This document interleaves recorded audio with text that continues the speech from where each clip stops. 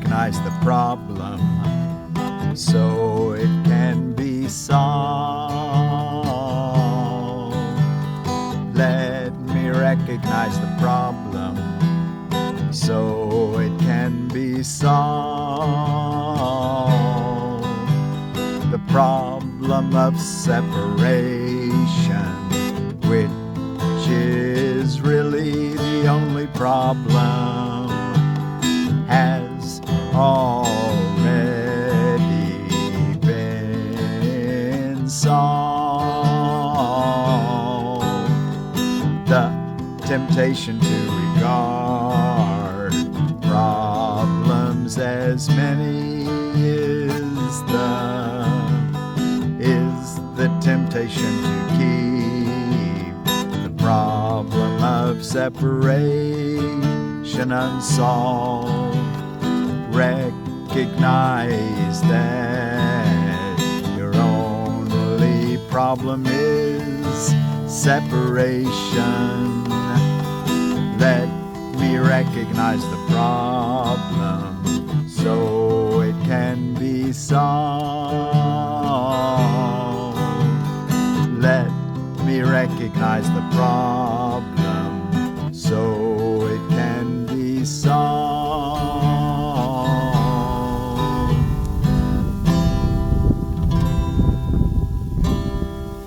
Let me recognize the problem so it can be solved. Well, thank you all so much for joining me. I'm Forgiveness Willie, teaching forgiveness from my home place here in the Ozarks. And we're ready for Lesson 79 for Friday, March the 20th of 2026, Spring Equinox today. And I'm actually recording this a few days earlier on St. Patrick's Day. Let me recognize the problem so it can be solved. And we're reading from the Foundation for Inner Peace version of A Course in Miracles this year. Let me recognize the problem so it can be solved. A problem cannot be solved if you do not know what it is. Even if it is really solved already, you will still have the problem because you will not recognize that it has been solved. This is the situation of the world. The problem of separation, which is really the only problem, has already been solved. Yet the solution is not recognized because the problem is not recognized. The problem of separation is not recognized. The problem of separation, which is really the only problem, has already been solved. Yet the solution is not recognized because the problem is not recognized. Everyone in this world seems to have his own special problems, yet they are all the same and must be recognized as one if the one solution that solves them all is to be accepted. Who can see that a problem has been solved if he thinks the problem is something else? Even if he is given the answer, he cannot see its relevance. That is the position in which you find yourself now. You have the answer, but you are still uncertain about what the problem is. A long series of different problems seems to confront you, and as one is settled, the next one and the next arise. There seems to be no end to them, no end to the problems. They just keep coming. There is no time in which you feel completely free of problems and at peace. The temptation to regard problems as many is the temptation to keep the problem of separation unsolved. Okay, catch that. Let's say it again. The temptation to regard problems as many is the temptation to keep the problem of separation unsolved. So beyond all those problems is that we feel like we're separate from the answer. And that all those problems just keep us stirred up so we don't find the solution. Our oneness, atonement, at one-ment. The world seems to present you with a vast number of problems, each requiring a different answer.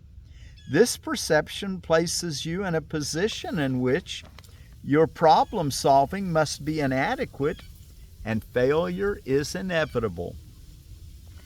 No one could solve all the problems the world appears to hold. They seem to be on so many levels, in such varying forms, and with such varied content, that they confront you with an impossible situation. Dismay, depression, and depression are inevitable as you regard them. Some spring up unexpectedly, just as you think you have resolved the previous ones. Others remain unsolved under a cloud of denial and rise to haunt you from time to time, only to be hidden again, but still unsolved. All this complexity is but a desperate attempt not to recognize the problem and therefore not to let it be resolved. If you could recognize that your only problem is separation, no matter what form it takes, you could accept the answer because you would see its relevance. Perceiving the underlying constancy in all the problems that seem to confront you, you would understand that you have the means to solve them all. And you would use the means because you recognize the problem. To not be in touch with the answer is our problem. Thinking that we're separate from each other and from God. Separate from the answer. Paragraph 7. In our longer practice periods today, we will ask what the problem is and what is the answer to it. We will not assume that we already know. For you multiple year students, even you first year students, don't assume that you already know. We will try to free our minds of all the many different kinds of problems we think we have. We will try to realize that we have only one problem, which we have failed to recognize. We will ask what it is and wait for the answer. We will be told. Then we will ask for the solution to it, and we will be told. That's our biggest problem, is that we haven't been in touch with the answer. So now we're recognizing that we're not separate from the answer, from God's gift of knowledge, of knowing what to do in every moment to remain peaceful. Never an exception. Paragraph 8. The exercises for today will be successful to the extent to which you do not insist on defining the problem. Perhaps you will not succeed in letting all your preconceived notions go, but that is not necessary. All that is necessary is to entertain some doubt about the reality of your version of what the problems are. You are trying to recognize that you have been given the answer by recognizing the problem, so that the problem and the answer can be brought together and you can be at peace. The shorter practice periods for today will not be set by time, but by need. We're going to be totally tuned in with our feeling of peace. And when our peace is lost, we're going to say, well, we have a need right now. The shorter practice periods for today will not be set by time, but by need. You will see many problems today, each one calling for an answer. Our efforts will be directed toward recognizing that there is only one problem and one answer. In this recognition are all problems resolved. In this recognition there is peace. Be not deceived by the form of the problems today. Whenever any difficulty seems to rise, tell yourself quickly, let me recognize this problem so it can be solved. Then try to suspend all judgment about what the problem is. If possible, close your eyes for a moment and ask what it is.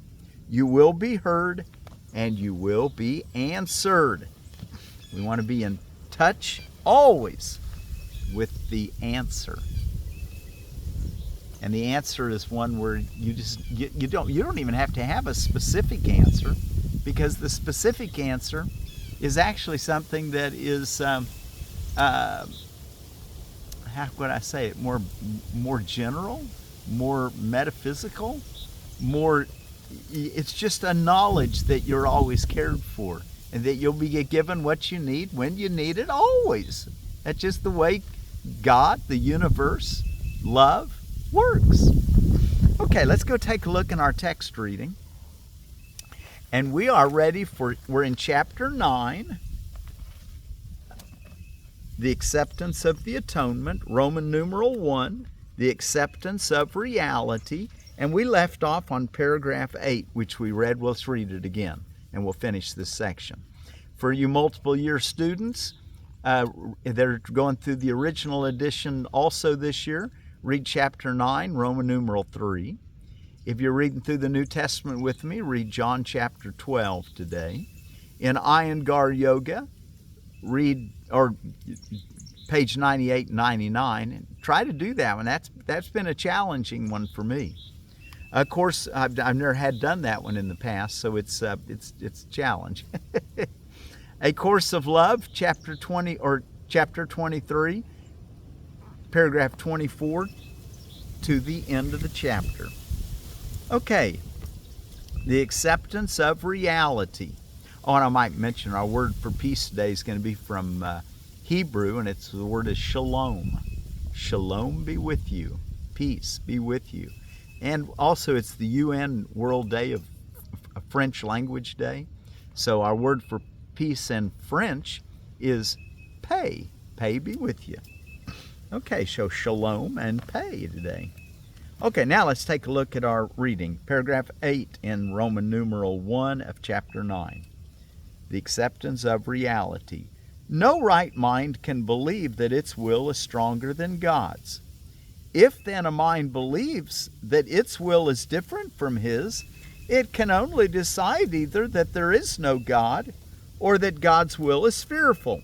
Okay, so there's the answer, realizing that we're not separate from the will of God. And any sane mind, any right mind, no right mind can believe that its will is stronger than God's. If then a mind believes that its will is different from God's, it can only decide either that there is no God or that God's will is fearful. The former accounts for the atheist and the latter for the martyr who believes that God demands sacrifice. Either of these insane decisions will induce panic because the atheist believes he is alone and the martyr believes that God is crucifying him. Yet no one really wants either abandonment or retaliation, even though many may seek both. Can you ask the Holy Spirit for gifts such as these and actually expect to receive them? He cannot give you something you do not want. When you ask the universal giver, the one who want to be in touch with the universal giver with our lesson today, let me recognize the problem so it can be solved. Our problem is that we're not connected to the universal giver, God, the love that created us and sustains us. When you ask the universal giver for what you do not want, you're asking for what cannot be given because it was never created. It was never created because it was never your will for you. 9. Ultimately, everyone must remember the will of God, ultimate reconciliation. Ultimately, everyone must remember the will of God because ultimately everyone must recognize himself.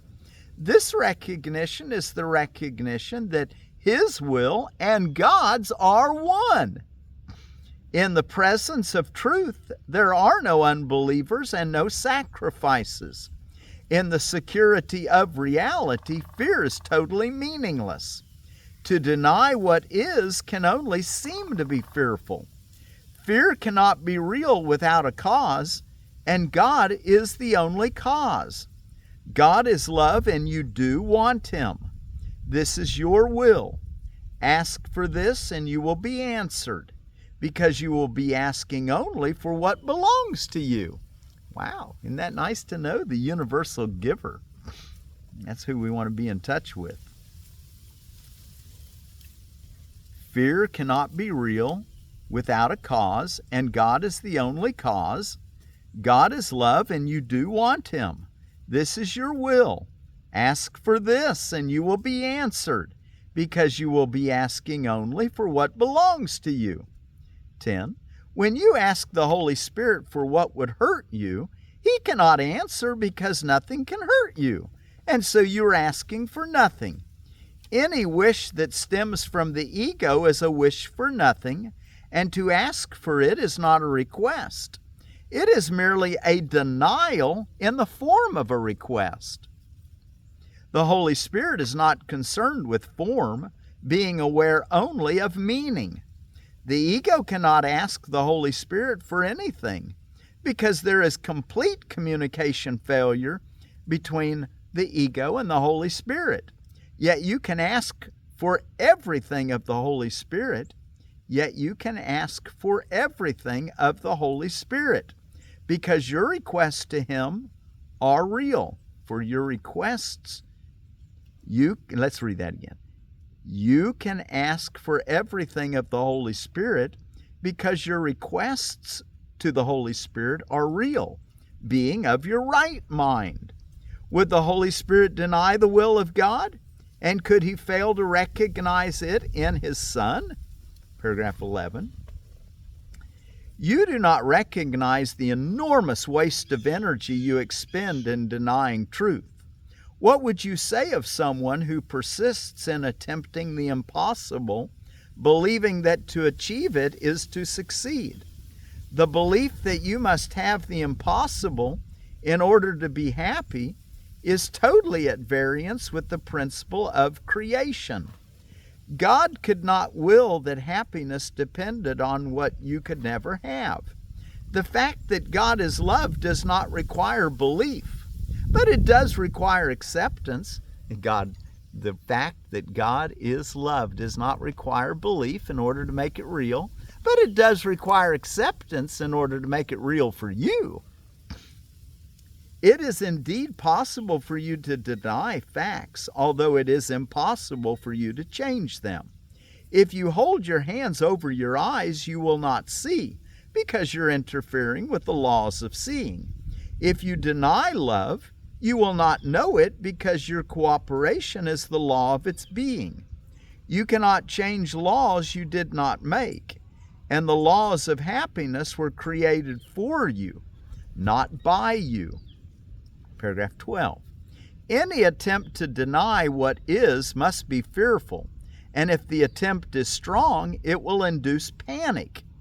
Willing against reality, though impossible, can be made into a very persistent goal, even though you do not want it. But consider the result of this strange decision.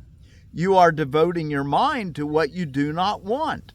How real can this devotion be? If you do not want it, it was never created. And if it were never created, it is nothing. Can you really devote yourself to nothing? 13. God, in His devotion to you, created you devoted to everything, and gave you what you are devoted to. Otherwise, you would not have been created perfect. Reality is everything, and you have everything because you are real. You cannot make the unreal, because the absence of reality is fearful, and fear cannot be created. As long as you believe that fear is possible, you will not create. Opposing orders of reality make reality meaningless, and reality is meaning. And the last paragraph, 14, to finish this section. Remember then that God's will is already possible and nothing else will ever be.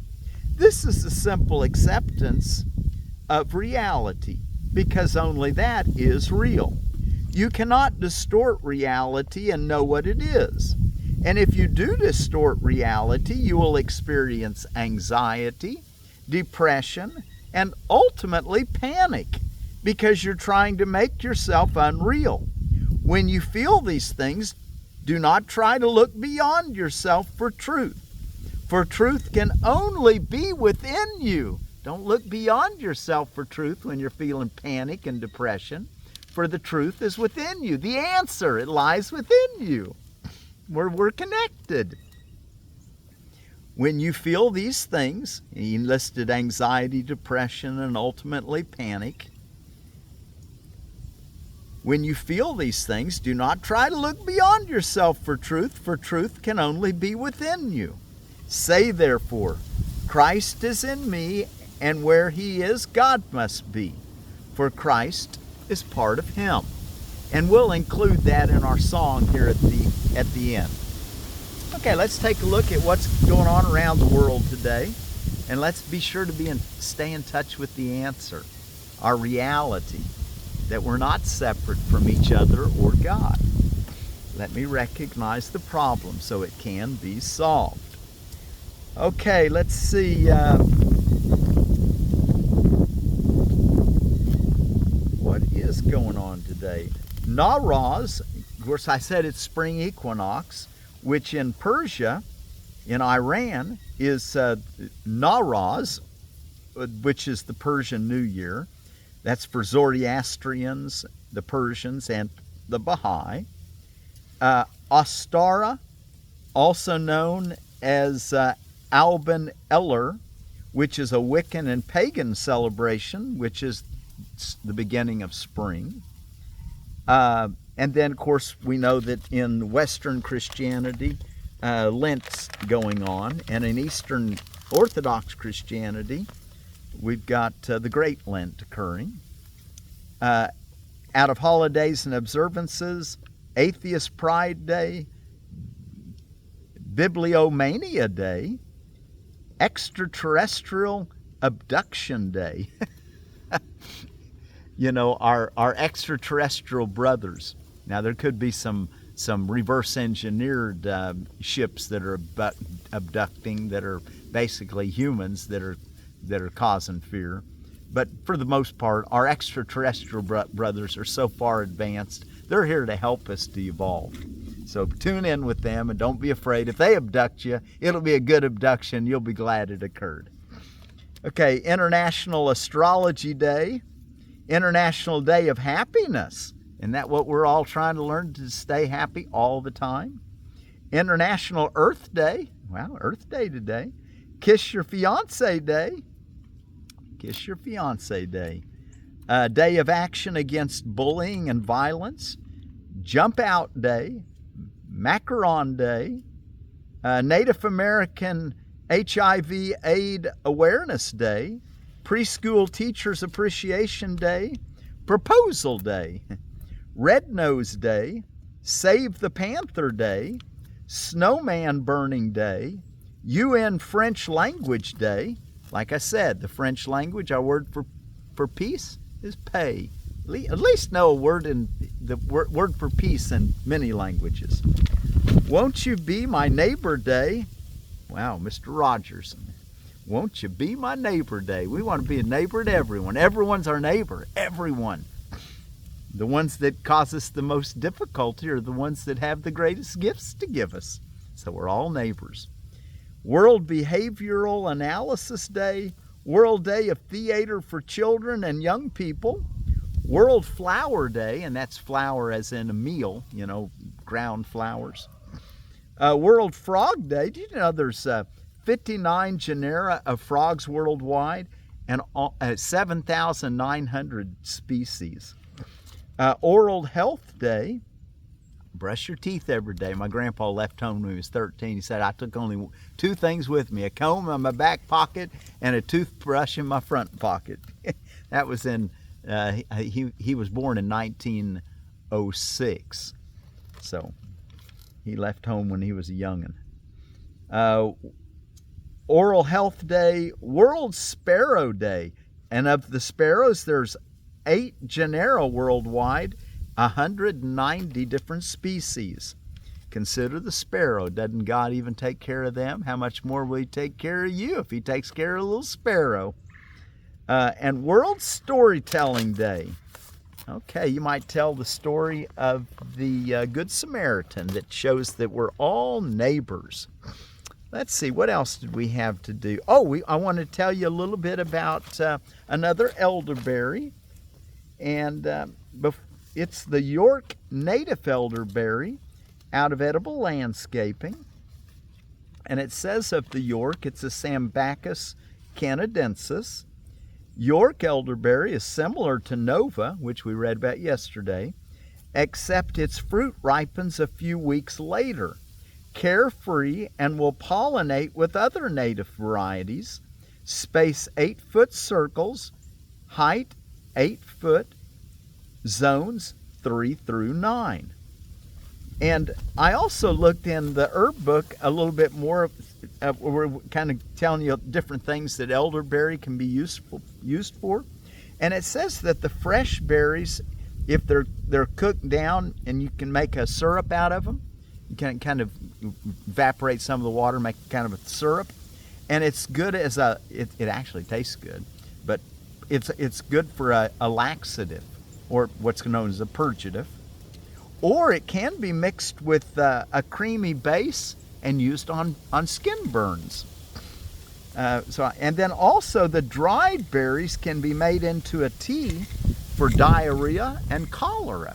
Next time you get cholera, or hear about somebody who's got cholera, and say, hey, you might try some tea made from the dried berries of elderberry, Sambucus canadensis. And thank you, John Lust, and your herb book, the herb book.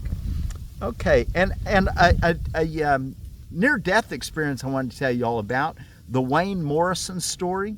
It's entitled "Man Dies After Drinking, Told the Meaning of Life in Powerful NDE." It's only an 8-minute and 58-second video, and I would encourage you to listen to it. I found it quite encouraging. Okay, well, I said we were going to sing that. Let's go through our song one time. And it's the same tune as what we're doing.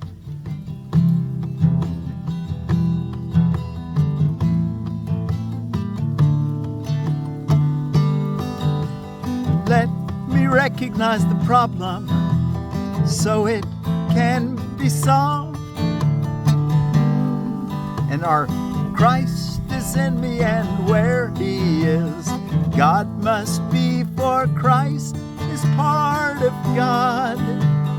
If you do distort reality, you will experience anxiety, depression, and ultimate panic, because you are trying to make yourself unreal. When you feel these things, do not look beyond yourself for truth can only be within you. Say therefore, Christ is in me, and where He is, God must be, for Christ is part of Him. Let me recognize the problem so it can be solved. The problem of separation, which is really the only problem, has already been solved. The temptation to regard problems as many is the temptation to keep the problem of separation unsolved. Recognize that your only problem is separation. Let me recognize the problem so it can be solved.